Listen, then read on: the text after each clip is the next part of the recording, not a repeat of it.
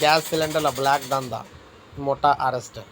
So Telangana వ్యాప్తంగా మనం చూసుకున్నట్లయితే గ్యాస్ సిలిండర్లకు సంబంధించి బహిరంగ మార్కెట్లో గ్యాస్ సిలిండర్లు బ్లాక్ దందా చేస్తున్న ముఠాను టాస్క్ ఫోర్స్ పోలీసులు అరెస్ట్ చేశారు.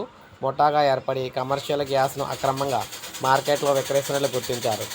హోటళ్లు, రెస్టారెంట్కు అధిక ధరకు గ్యాస్ విక్రయిస్తున్నట్లు కనిపెట్టారు. డీలర్తో పాటు 10 మందిని అరెస్ట్ చేశారు. కేసు వివరాలను టాస్క్ ఫోర్స్ డీసీపీ రఘునాథ్ మీడియాకు వెల్లడించారు.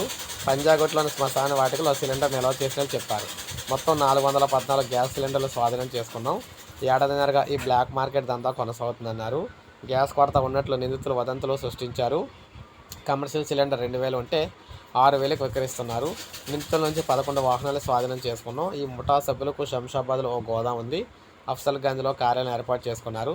ప్రధాన నిందితుడు మహమ్మద్ అమీర్ను బంజారాహిల్స్కు చెందిన వ్యక్తిగా గుర్తించామని చెప్పేసి అన్నారు. సో ఈ విధంగా తెలంగాణలో గ్యాస్ కొరత ఉంటే వీరు ఇంకా బ్లాక్ మార్కెట్లో ఏకంగా 6000 రూపాయల చొప్పున అయితే అమ్ముతూ ఉన్నారన్నమాట సిలిండర్. సో ఇది మనకు తాజా సమాచారం. ఎలాగైతే పోలీసులు అయితే పట్టుకున్నారన్నమాట. ఇలా అన్ని పట్టుకున్నట్లయితే అందరికీ గ్యాస్ అయితే అందుతుంది. సో ఇది అప్డేట్. ఒక లైక్ చేయండి, సబ్స్క్రైబ్ చేసుకోండి మన ఛానల్.